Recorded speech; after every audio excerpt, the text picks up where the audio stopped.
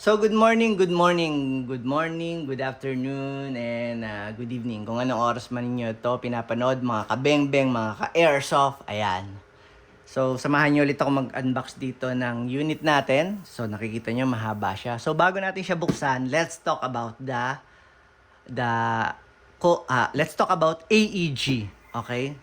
So, sa airsoft ecosystem or sa mundo ng mga airsoft, wow, mundo ng mga airsoft. Ano ba yan? Ghost Fighter? Mundo ng mga limaw? So, sa airsoft ecosystem, yung AEG is madalas na babanggit. So, ano ba yung AEG? AEG stands for Automatic Electric Gun. Okay?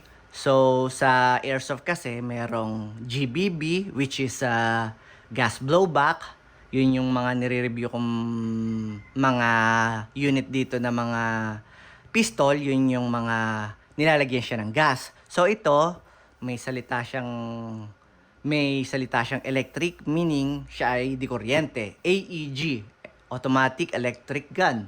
So siya ay di battery. Okay? So kadalasan sa mga airsoft event, like war games, mga skirmish or yun yung typical na kampihan, barilan, tapos yung mga milsim which is military simulation, kadalasan ang ginagamit nila is AEG. Yung GBBR na counterpart nito, yung gas blowback rifle, ang maganda doon, meron siyang blowback. Pagka kinalabit mo siya, tsak, tsak, tsak, tsak, tsak, tsak, tsak. Meron siyang recoil. So, mas realistic. Pero bakit ito yung ginagamit nila sa mga war games? Kasi po, yung gas blowback, ang cons nun, masyado po siyang malakas sa gas. Okay? Tapos, ang mag-capacity ng isang GBBR, yung gas blowback, is nasa 30 lang. 27 rounder, 30 rounder. So pag ikaw ay nakikipag-war games, kailangan mo ng mas maraming gas at mas maraming magazine. Kasi pag naubos na yung laman ng magazine mo, kailangan mo magpalit. Okay? Kaya ito po ang mas ginagamit nila sa mga ganong klaseng event.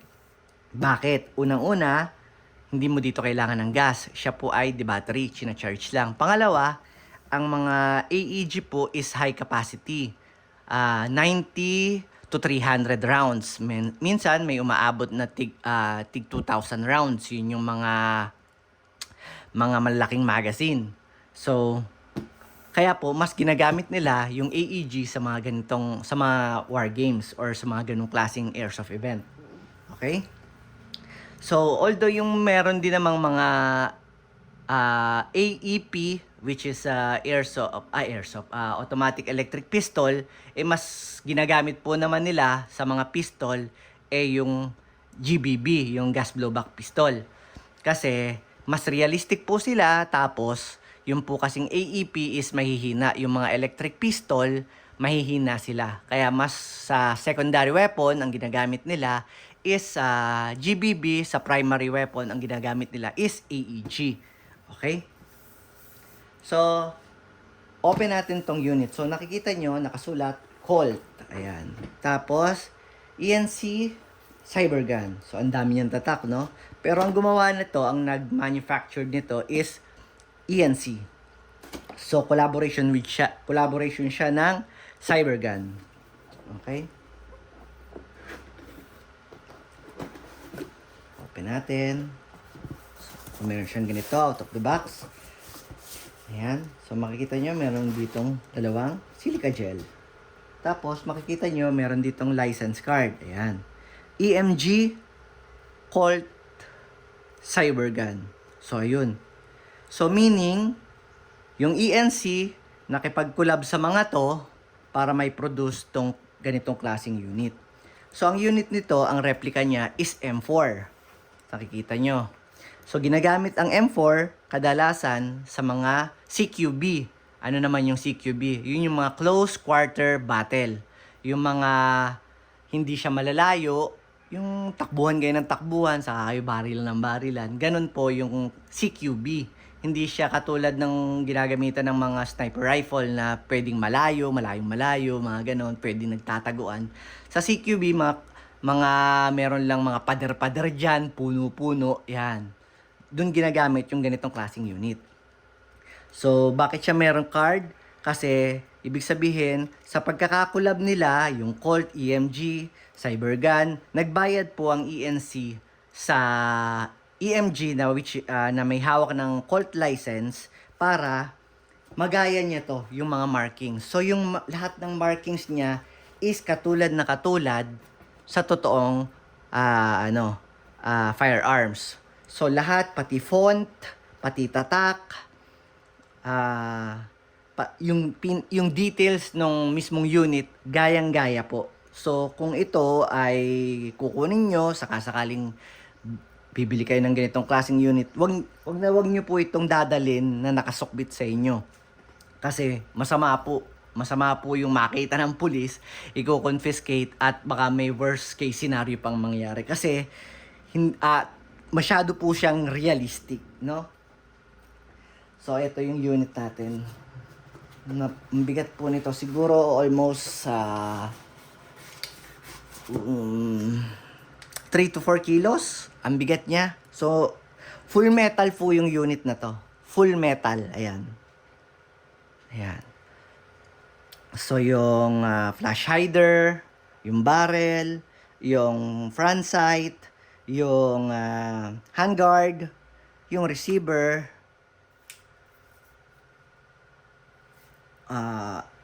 yung railings, lahat po sila full metal. Pwera lang dito sa pistol grip at saka sa buttstock. Ito is made of polymer, pero lahat po sila ay full metal. Okay? So, ito yung markings niya. Oh. Kita nyo naman. Oh. Property of US government. Ayan, oh. So, ito yung fire selector. So, nakalagay safe, semi, and auto. Ayun. So, yung mga AEG po, hindi katulad ng mga GBBR, yung charging handle nila is hindi po gumagana. Design lang. So, although hihilan nyo siyang ganyan, wala po siyang function, no? Hindi po siya nagbibigay ng kahit anong function.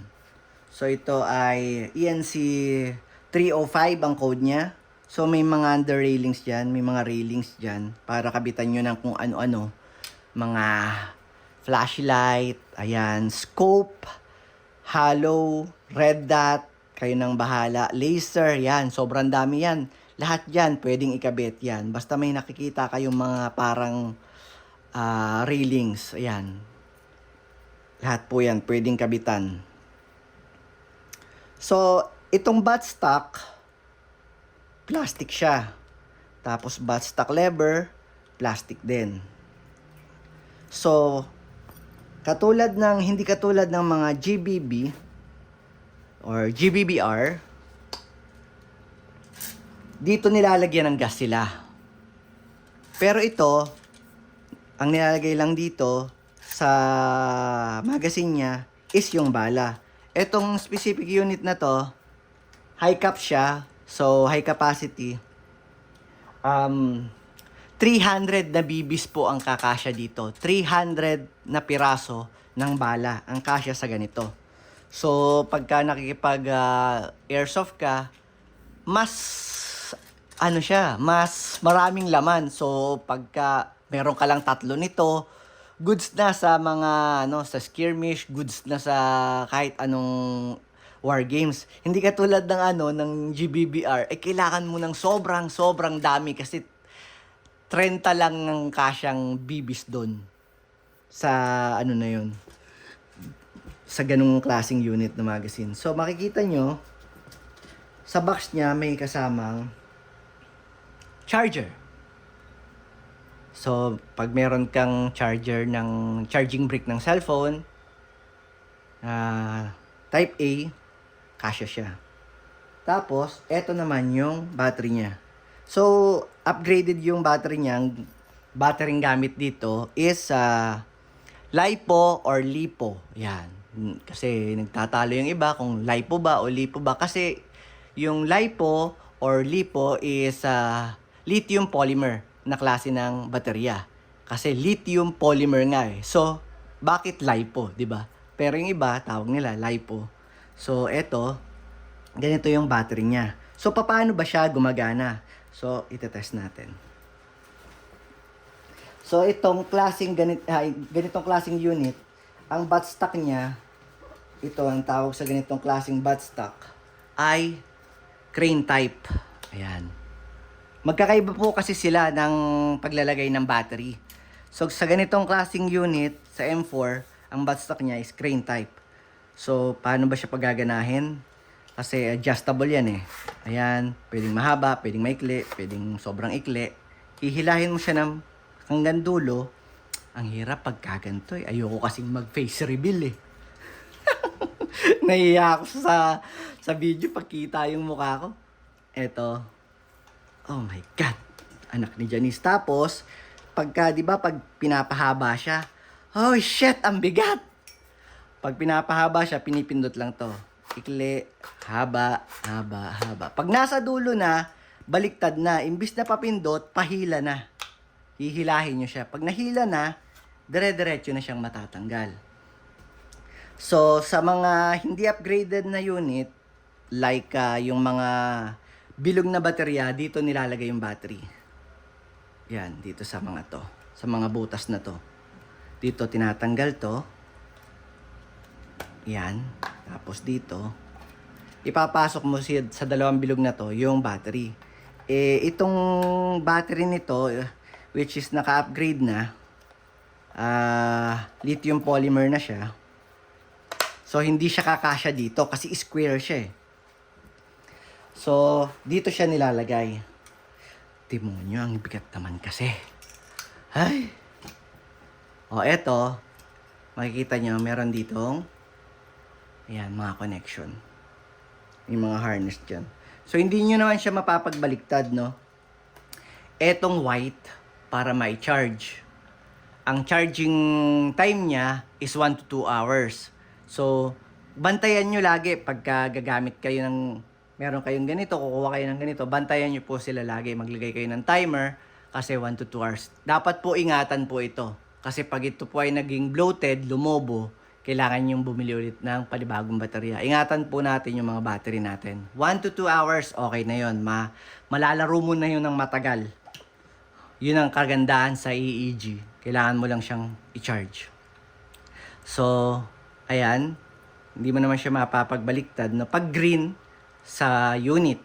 Pag white, sa charger. Ayan. So, hindi naman siya papasok ng pag ganito. Pasok siya pag ganito. Ay, baliktad muna.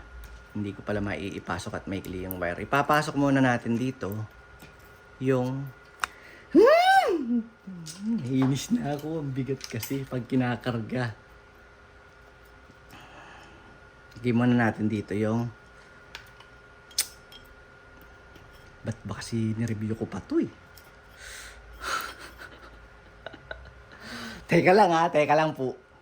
Ang hirap pagpatagilid eh. Dapat iipitin ko ng dalawang hita. Madali lang sana to kung kita nyo yung mukha ko. Nahihiya nga kasi ko. Nakita yung mukha ng bida. At baka makailang take ako. Hindi magkaayos. O yan, so naipasok ko na siya. Inipit ko lang siya ng dalawang hita. No, tapos pinag-connect ko yan. Tapos kailangan medyo diretso siya. Yan. Kasi dadaan dyan yung buttstock para hindi siya maipit. So oops. Oh yeah. Mababagsak ko pa. Wala pang nabili. Diyos ko po. So pinakamagandang gawin, labas muna natin to. Ayun, may pinipindot lang ako dito ng dalawang latch para matanggal to. Tsaka ito, para masilip natin pagbabalik ng buttstock na hindi dito sa butas na hindi ko maiipit yung wire, no? Kasi pag naipit yung wire, Eh, palit kayo ng wire. O kaya, ang pangit naman, pagka puro electric tape yan, hihinangin nyo electric tape, papangit yung insulation. Teka lang ulit. Basta pa ganito siya, ha? Ay, ipitin ko lang ulit ng hita ko.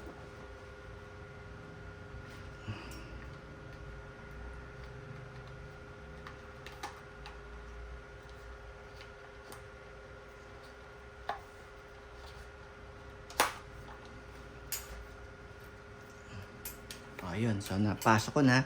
Tapos,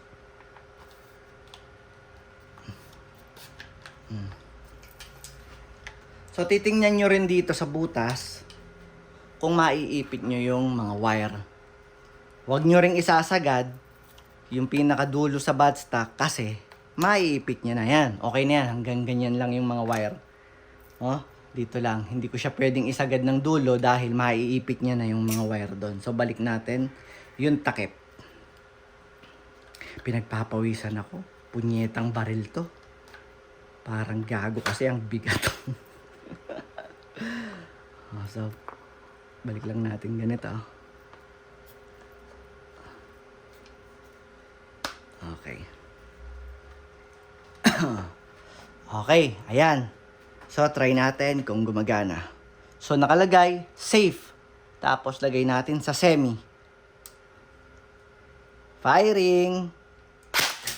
Oh! Oh, shit! May bala sa chamber! Nabaril ko yung Loctite ko. Ba't ganun? Oh, no! Oh, no! Oh, no! Oh, no! Oh, no! Muntik na siyang nabutas. Teka nga. Siguro tinespertang ng supplier. Okay, wala na. Tapos may naiwan sa chamber. Okay? So, ito, yung pinaka-unit natin.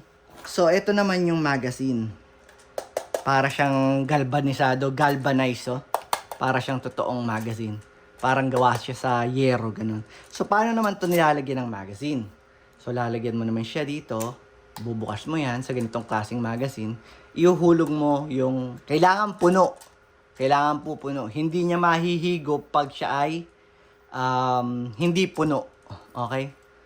So, post muna natin kasi maglalagay muna ako ng magazine. Okay, so tuloy natin. Ayan, nilagyan ko na siya. Nakikita nyo ba? So, bago mo siya ilagay, kailangan kakamutin mo muna yung nandito na parang gear na yan. Kamot. Para, kasi pag ganun yung spring niya na pabilog. So, habang kinakamot mo, nagaano siya. Nilalagyan niya ng mga bibis yung spring, paikot. Tapos, lalapit na ngayon yun. Ayun, lumapit na sa butas yung bibis natin. So, sa ganito, hindi na siya kinakasa. Once na nilagay mo na yung magazine, gagana na siya, no? So, i-test natin.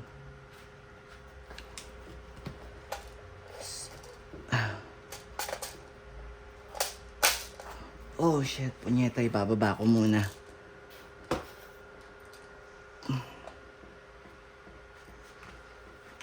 Nagulo na yung setup ko. Next time, mag-face reveal na ako para hindi gantong ang hirap. Umaba na ng umaba yung video. So, test natin siya, no?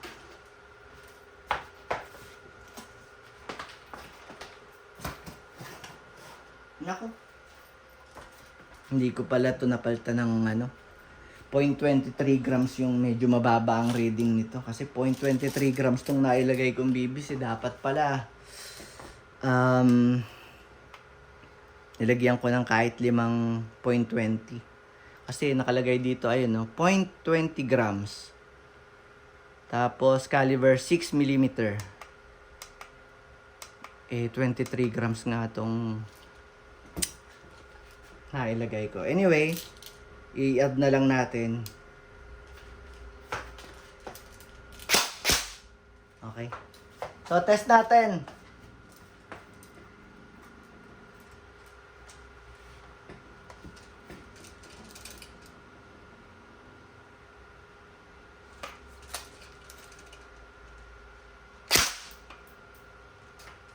409, 415, 411, 410. So, nasa 400, siguro kung 20.20 grams yung gamit kong bibis, aabot siya ng nasa 430 to 420 FES per pagka ganon. So, ubusin natin yung bala. Lagay natin sa full auto. Ito yung fire selector natin.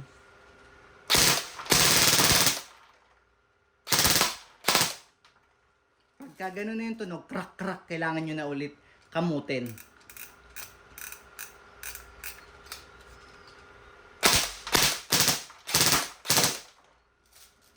So, ayun. Sana meron kayong natutunan sa akin at sa mga interesadong bumili ng airsoft sa akin.